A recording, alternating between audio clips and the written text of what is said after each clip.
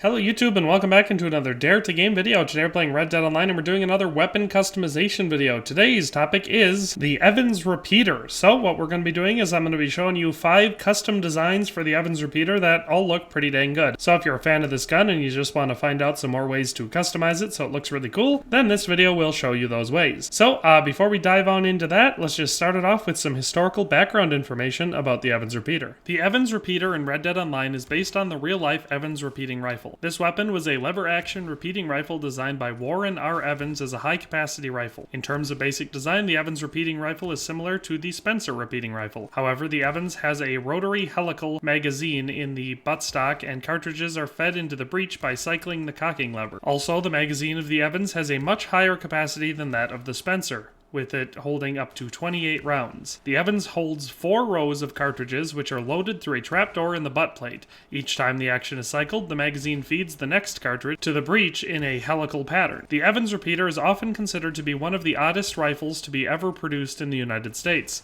The Evans was invented by Warren R. Evans, a dentist in Thomaston, Maine. With the help of his brother George, they perfected the rifle and started the Evans Rifle Manufacturing Company of Mechanic Falls, Maine in 1873. Their rifles were marketed by Merwin and Hulbert, who also invested into the company. The hope was that the rifle would be issued by the United States Army, but the rifle failed the standard dust test. After failing to be picked up by the Army, this rifle would become a sporting rifle. A total of around 15,000 of these rifles were manufactured between 1873 and 1879 when the company went bankrupt. The rifle was chambered in a .44 caliber rifle round, with the original round having muzzle velocity of about 850 feet per second, then later being upgraded to a similar round with a greater powder load, which boasted approximately 1,200 feet per second in muzzle velocity. All this to say, despite not being a robust gun due to the unique design, it was powerful, accurate, and was the highest capacity rifle produced in the 19th century. Alright, and so we're going to be starting off with the first design, which is the DTG Classic, and this is the one that I currently have on my Evans and keep on it most of the time because it's personally my favorite design.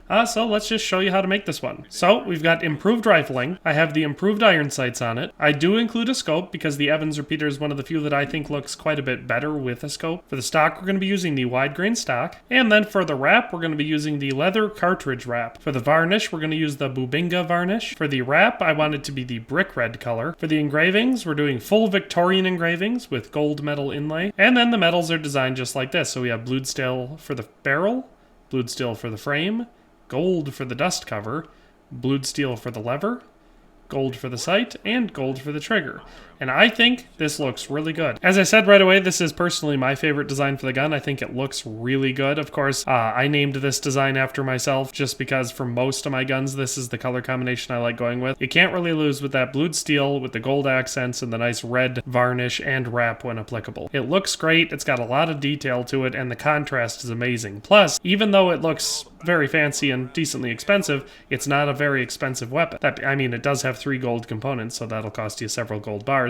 But it's not as bad as having a solid gold weapon, which will cost you like 30 to 35 gold bars. So honestly, like I said, for a middle-of-the-road price range design, it looks amazing, and in my opinion, is the best looking design. But that's just the first design, so let's go through the rest of them. Alright, and for the second design, we have Volcanic Ice, which I think is a cool name.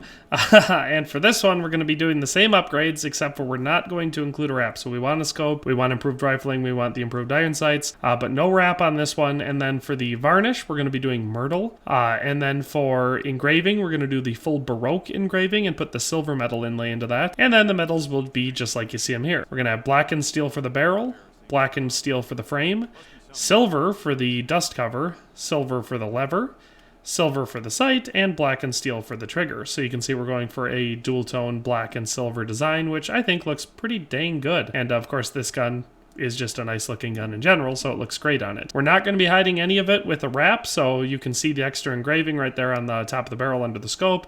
You can see the cool cylindrical nature of the stock, so how the magazine functions, which is one of the cool unique features about this gun. And I think the silver on black contrast looks really nice, and it pairs well with the myrtle coloring for the varnish. So all in all, this is a 15 gold bar design. Again, it's not a super cheap one, but it's also not crazy expensive. I think the silver looks the best with this design for the accent accent, but you can make this design a lot cheaper by going with either iron or nickel for the silver accents. But that's really all there is to say about this one. Like I said, I think this one looks real neat and real nice. It's a real subtle design, but I love the contrast. So that's the second design. All right, and so for number 3, we have Bad Blood, and this design turned out real cool. So of course we're using another one of my favorite color combinations here, but it works really well on the Evans. Like, this is a really nice design. So we're going to be going back to the first one where we did. So we're going to have the scope, improved rifling, improved sights. We're also going to have the cartridge wrap on it again. Then for the varnish on our wide grain stock, we're going to do dark walnut.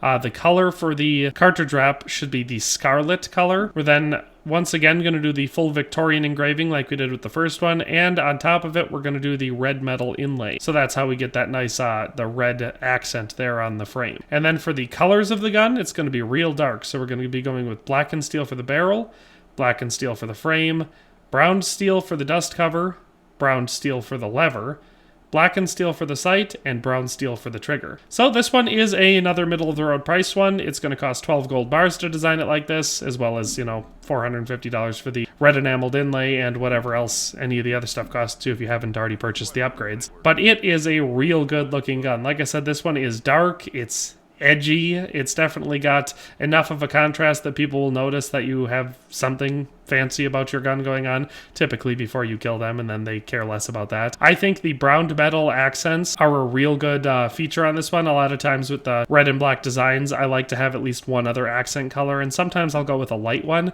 just because it'll stand out in the right ways. But I think on this one, the brown steel is the best accent color.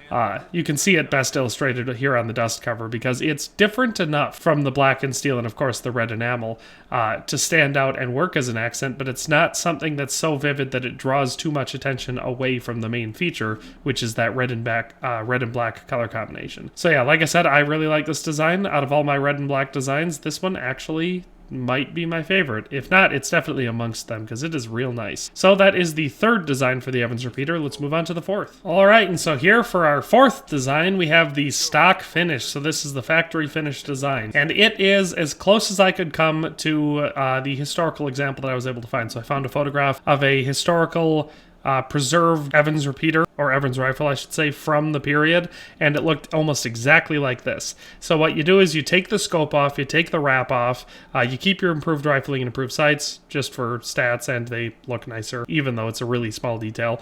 Then for your wide grain stock, you're going to want to do the dark walnut varnish on it, and then no carvings in the stock, no engravings on the gun, and you do the metals just like this. So we're going to have blackened steel for the barrel, brown steel for the frame, blackened steel for the dust cover, brass for the lever, brown steel for the sight, and brass for the trigger. And it looks almost exactly like the factory finish for these guns back in the day. And it only costs 12 gold bars, so it's not very expensive. And lastly, in my opinion, I still think it looks pretty nice.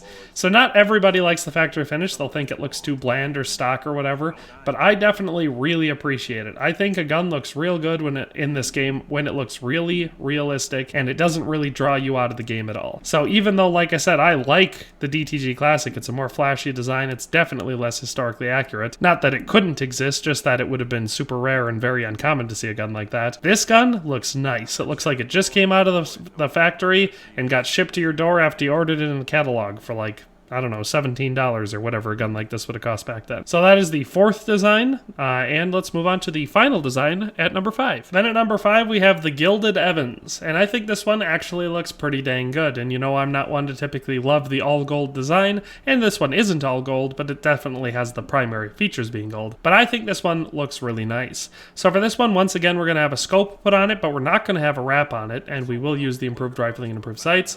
We'll use the wide grain stock, and this time we're going to put the ebony varnish on the stock. Then we're going to do the full Victorian engraving like before, but this time we're going to put the black metal inlay in it. And then the metals will be just like you see them here. We're going to have a gold-plated barrel, a gold-plated frame, a blackened steel dust cover, blackened steel lever, blackened steel sight, and a blackened steel trigger. And really the only thing I was going back and forth on with this was if I like the blackened sight or if I like the gold sight better. But I think I like the blackened sight better. I think it gives it just a little bit more of an accent and it stands out against the gold a little bit better. So this one, like I said, is definitely way flashier than I would typically make my gun. But I do like the way that it looks, and I think the Evans repeater, because it has a nice wide barrel and it's actually a shorter gun and the stock takes up a good portion of it and it does have forward furniture, I think the gold doesn't look too gaudy on it. So that is the 5th and final custom design we have for the Evans repeater today. Lastly, for an honorable mention, we have the winter variant. So this is the variant of the Evans repeater that they've brought back. I mean, they released it last winter, and I think they brought it back again this winter, so most people playing should probably have this variant. It changes a couple things on the gun. It lengthens the forward furniture, so if you look at it, you can see how it goes almost to the end of the barrel, whereas the stock one starts, decently further back. So there's a decent distance in the wood on the gun, and it's got a special shiny varnish to it. So it's for the frame and the sight, it looks like it has the brightness of silver, but the consistency of nickel plating, which is something that I really like.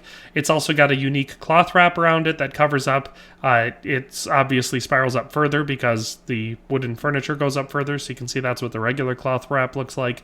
This is what the winter variant does. So you get quite a bit more wrap, and I think it looks really, really nice. It's one of the reasons I didn't do a white and silver design for this gun is because I think the best white and silver design is the winter variant.